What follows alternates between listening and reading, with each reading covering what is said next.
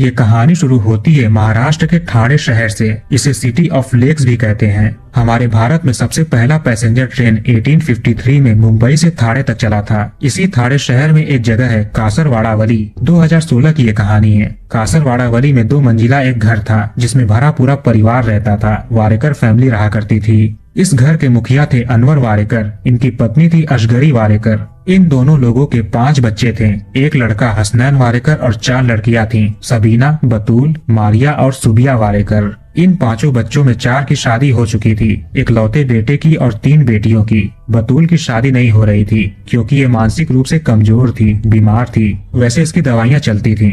बेटे हसनैन की पत्नी थी जबीन वारेकर और इन दोनों की 2 बेटियां थीं, एक 6 साल की और एक 4 महीने की। उधर उन तीनों बेटियों की बात करें तो सबीना के 2 बेटे थे और एक बेटी थी। मारिया के 2 बेटे थे और सुबिया की एक बेटी थी 5 महीने की। ये था इनका पूरा परिवार। तीनों बेटियां अपने अपने ससुराल में रहती थीं। कासरवाड़ावली के 2 मंजिला घर में माँ बाप, बेटा और बेटी, एक बहू और 2 पोतियां रहती थीं। घर में काफी पढ़े लिखे लोग थे, पैसों की कोई कमी नहीं थी। बेटा हसनैन कॉमर्स ग्रेजुएट था और एक सीए फर्म में अच्छी खासी पोस्ट पर नौकरी करता था। इसकी सैलरी भी 70 से 80 हजार रुपए रही होगी। ये बहुत ही शरीफ लड़का था। किसी से कोई लड़ाई झगड़ा नहीं, कोई दुश्मनी नहीं, सबसे प्यार से बात करता था। दीन धर्म को मानने वाला इंसान था। इस वारेकर फैमिली की एक खासियत थी कि ये हर हफ्ते गेट टुगेदर किया करते थे, यानी पूरा परिवार हफ्ते में एक दिन इकट्ठा होता, दावत होती, खाना पीना चलता। ये सभी आपस में बातचीत करते, हंसी मजाक होता।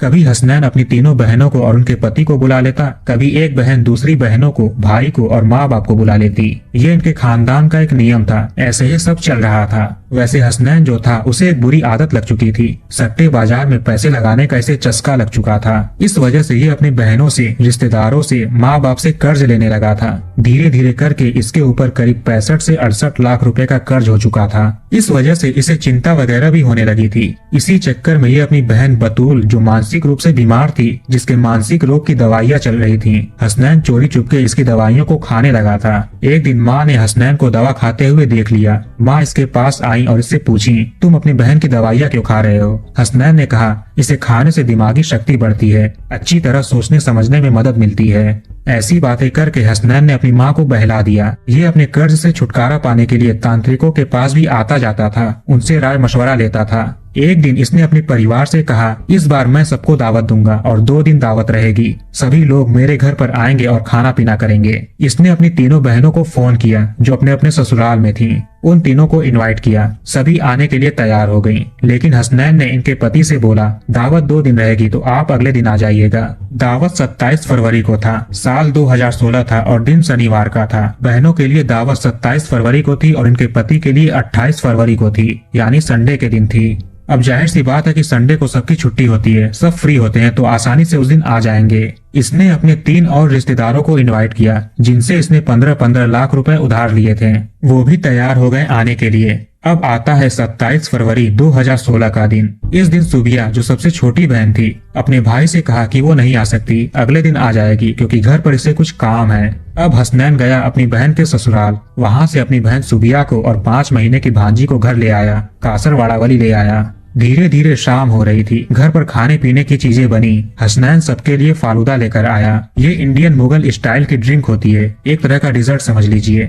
घर पर सभी लोग इकट्ठा हो चुके थे जिनको जिनको हसनैन ने बुलाया था, लेकिन वो 3 रिश्तेदार घर पर नहीं आ पाए, उन्हें कुछ काम था। घर में अब कुल 16 लोग मौजूद थे। माँ बाप, 5 भाई बहन, भाई की पत्नी और 2 बेटी। वैसे 4 महीने पहले हसनैन की वाइफ ने एक बेटी को जन्म दिया था, इसलिए वो अपने मायके में थी, लेकिन 10 दिन पहले ही वो अपने ससुराल आ गई। तो घर में माँ बाप, 5 भाई बहनें, भाई की पत्नी और 2 बेटी, ये 10 लोग हो गए। इनके अलावा 6 भांजे और भांजी थे, जिसमें से 3 पहली बेटी के, दूसरी की तो शादी नहीं हुई थी, 2 तीसरी बेटी के और एक सबसे छोटी वाली बेटी की थी, जिसे हसनैन खुद लेकर आया था। सभी लोगों ने खाना खाया, बातें की। जो फालूदा हसनैन लेकर आया था, हसनैन ने सबको सर्व किया। जब सबका खाना पीना हो गया तो सभी अपनी अपनी जगह पर चले गए सोने के लिए। माँ और दूसरी बेटी बतूल, जो मानसिक रूप से कमजोर थी, वो ग्राउंड फ्लोर पर लिविंग रूम में ही एक कारपेट पर सो गए। सुबिया बगल के कमरे में चली गई। बाकी के सभी लोग फर्स्ट फ्लोर पर चले गए। चूंकि घर के सारे बच्चे फर्स्ट फ्लोर पर थे, इसलिए सुबिया की 5 महीने की बेटी को भी वो साथ लेकर चले गए अपने साथ सुलाने के लिए। हसनैन और उसकी पत्नी भी फर्स्ट फ्लोर पर ही थे। अब आती है वो काली रात, जिस रात पूरे परिवार का अंत हो गया। हसनैन ने एक बड़ा सा चाकू लिया, जो चाकू हसनैन के पिता अनवर वारिकर लेकर आए थे बकरीद पर बकरे को काटने के लिए। वैसे हसनैन ही बकरीद पर बकरे को काटता था। रात के 2:30 से 3 बजे के बीच में हसनैन उठा और अपना चाकू लिया। इसने फालूदे में नींद की दवा मिला दी थी, जिसे सब ने खाया और गहरी नींद में चले गए। हसनैन फर्स्ट फ्लोर पर ही था। ये सबसे पहले गया अपने पिता के कमरे में। वो बेहोश थे। बेहोशी की हालत में पिता अपने ही इकलौते बेटे का पहला शिकार बने। हसनैन ने उनका गला काट दिया। अब ये गया दूसरे रूम में, जहाँ पर 2 बहनें और 6 बच्चे सो रहे थे। एक एक करके इसने सबका गला काट दिया। इसके बाद ये जाता है अपने कमरे में, जहाँ पर इसकी पत्नी और 2 बेटियां सो रही थी। सबसे पहले इसने 4 महीने की बेटी, फिर 6 साल की बेटी का गला काट दिया। इतने में आहट सुनकर पत्नी जबीन जग गई और इन्होंने हसनैन के हाथ में एक बड़ा सा चाकू देखा। फिर ये अपनी दोनों बेटियों को खून से लथपथ देखती हैं। हसनैन अपनी पत्नी की तरफ बढ़ रहा था। जबीन इतनी डर चुकी थी कि उसकी आवाज भी नहीं निकल रही थी। ये तुरंत भागती है सीढ़ियों की तरफ। सीढ़ी से ये नीचे उतर ही रही थी कि हसनैन ने उन्हें पकड़ लिया और गला काट दिया। जबीन वहीं पर सीढ़ी पर ही गिर गई। फर्स्ट फ्लोर पर जितने भी लोग सो रहे थे, सबको हसनैन ने मार डाला, जिसमें एक पिता, एक पत्नी, 2 बेटी, 2 बहनें और 6 भांजे भांजी थे।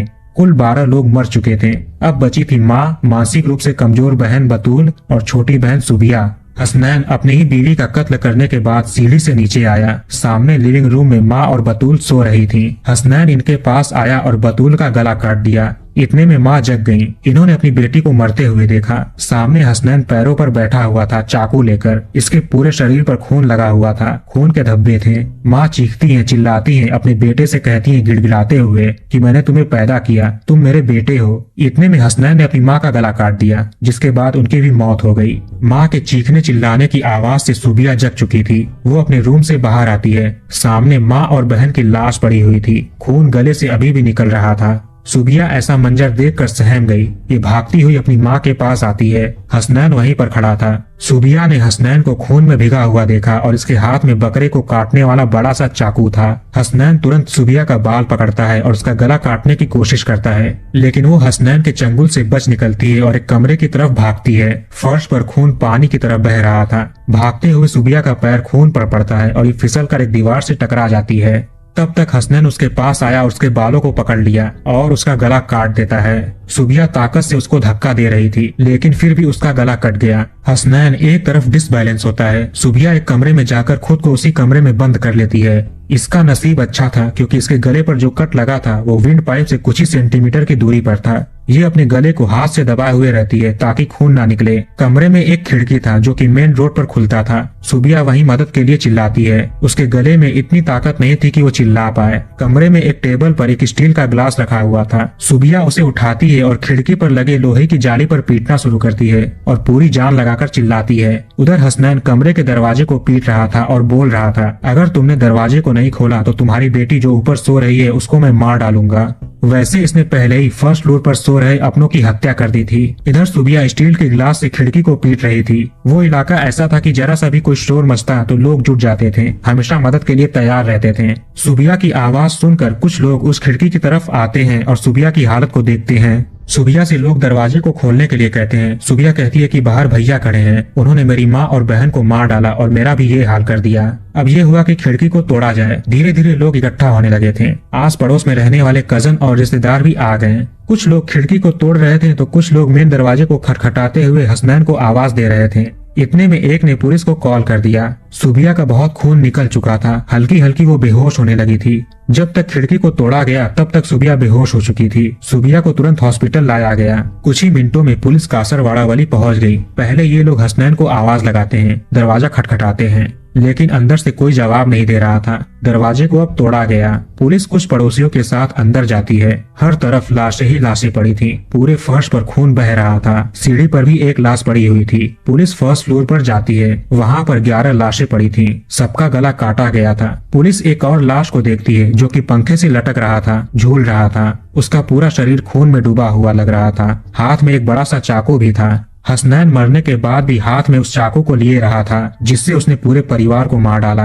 पुलिस के अनुसार इनको देखने से लग रहा था कि इसी चाकू से सबका गला काटा गया होगा। अब सभी 14-15 बॉडीज को हॉस्पिटल भेज दिया गया पोस्टमार्टम के लिए। सुबिया हॉस्पिटल में ही थी, बेहोश थी, उसका बहुत सारा खून निकल चुका था। हो सकता है कि सदमे की वजह से भी वो बेहोश हो गई हो। इसे लगभग 20 के करीब टाके लगे थे। अब आप सोच लीजिए कि इसके गले पर कैसा कट लगा होगा। धीरे धीरे सुबिया खतरे से बाहर होती है, होश में आती है और पुलिस को अपना बयान देती है। जो जो इसने देखा सारा कुछ पुलिस को बताती है। वैसे तो हसनैन ने जब नीचे आकर अपनी माँ और बहन बतूल को मारा तभी की कहानी सुबिया बताती है, क्योंकि उसी समय ये मौजूद थी। बाकी के कत्ल की कहानी तो इन्वेस्टिगेशन के दौरान पता चलती है। सुबिया से उसका बयान लेने के बाद पुलिस के मन में अब ये सवाल उठ रहा था कि एक ही परिवार के 14 लोगों का कत्ल उस घर का इकलौता बेटा क्यों करेगा। इसने तो 4-5 महीने के बच्चों तक को नहीं छोड़ा। आखिर उसके मन में ऐसा क्या चल रहा था? इतना बड़ा कांड करने का उसका मकसद क्या रहा होगा? चूंकि सुबिया अपने परिवार में इकलौती चश्मदीद गवाह थी, तो पुलिस इससे उन वजहों के बारे में जानने की कोशिश करती है। सुबिया से पता चला कि 4 साल पहले भी घर के सभी लोगों को एक साथ फूड पॉइजनिंग हुई थी। वैसे 2016 में परिवार संहार हुआ था, तो इसके हिसाब से 2012 में फूड पॉइजनिंग हुई होगी। इन्वेस्टिगेशन में पुलिस हसनैन की उस दिन की सारी कॉल डिटेल्स, मैसेजेस खंगालती है, लेकिन कुछ भी नहीं मिलता।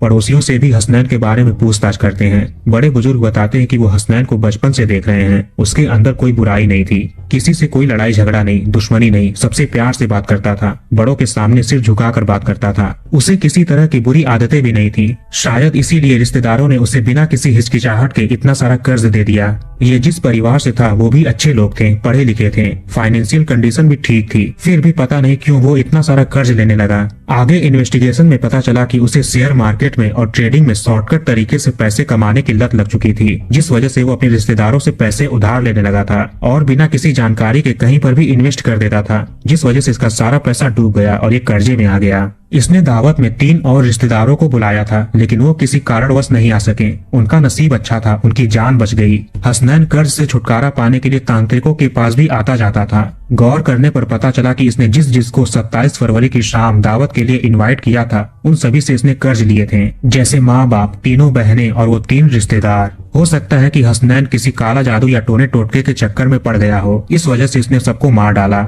ऐसा भी मुमकिन है क्योंकि सुबिया जिंदा बच गई और शोर मचा दिया, इसलिए हसनैन ने खुद को फांसी लगाकर आत्महत्या कर ली। अगर सुबिया का भी काम तमाम हो जाता तो शायद आज हम हसनैन की कहानी सुन रहे होते हैं, जैसा हमने शबनम अली और सोनिया रेलूराम पुनिया की कहानी सुनी। कर्ज से छुटकारा पाना ये परिवार संहार का कारण हो सकता है। सुबिया ने बताया कि कुछ दिनों पहले बतूल ने उससे एक सच्चाई बताई थी, वो ये कि उसके भाई हसनैन उसके साथ कुछ गलत व्यवहार करते हैं। वैसे मैंने इससे रिलेटेड कई सारे आर्टिकल्स पढ़े। किसी में लिखा था कि हसनैन ने मानसिक रूप से बीमार अपनी बहन बतूल के साथ दुष्कर्म किया, तो किसी में लिखा था कि दुष्कर्म करने की कोशिश की थी। खैर, सुबिया को बतूल ने भाई हसनैन की सारी सच्चाई बता दी। जब एक दिन घर में दावत हुआ तो सुबिया, बतूल और इसकी माँ तीनों साथ में बैठकर बातें कर रहे थे। तभी सुबिया ने माँ से हसनैन की हरकत बता दी। अब इसे अपनी बेइज्जती महसूस होने लगी। धीरे धीरे माँ भी हसनैन से ठीक से बात नहीं करती थी, केवल काम से काम रखती थी। हसनैन को अपने परिवार पर अब गुस्सा आने लगा था। एक तो पहले से इतने सारे कर्ज हो चुके थे और ऊपर से परिवार भी इग्नोर कर रहा था। यह भी परिवार संहार का एक कारण हो सकता है। हर एंगल से पुलिस ने छानबीन की, लेकिन पुलिस को कोई ऐसा दूसरा शख्स नहीं मिला, कोई अलग सबूत नहीं मिला जो साबित कर सके कि घर में 14 लोगों का कत्ल उसने किया है और घर के बेटे को फांसी पर चढ़ाकर चाकू उसके हाथ में दे दिया। अंत में पुलिस चार्जशीट बनाती है, जिसमें हसनैन को 14 लोगों का कातिल बताया गया। मुकदमा चलता है, दलीलें पेश की जाती हैं, लेकिन कातिल तो पहले ही खुदकुशी कर चुका था। किसके खिलाफ मुकदमा चले? बाद में कुछ सुनवाई के बाद इस केस को बंद कर दिया गया। कहते हैं कि जब ये सारा कांड हुआ तो किसी न्यूज एजेंसी का कैमरामैन भी उसे कवर करने के लिए आया था, लेकिन घर की ऐसी हालत देखकर उसे तेज दिल का दौरा पड़ा और उसकी मौत हो गई। कासरवाड़ा वली के इस वारेकर फैमिली के घर से हसनैन को लेकर 15 लोगों के जनाजे एक साथ उठे थे। ये दिन शायद वहाँ के रहने वाले लोगों के लिए सबसे भयानक दिन रहा होगा।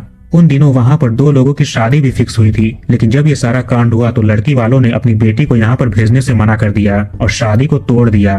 तो कहानी को यहीं पर खत्म करते हैं। अब कमेंट करके बताइए कि वीडियो आपको कैसा लगा। इस वीडियो को लाइक और शेयर जरूर करिए और हमारे चैनल को सब्सक्राइब करके बेल आइकन ऑन कर लीजिए। मिलते हैं नेक्स्ट वीडियो में।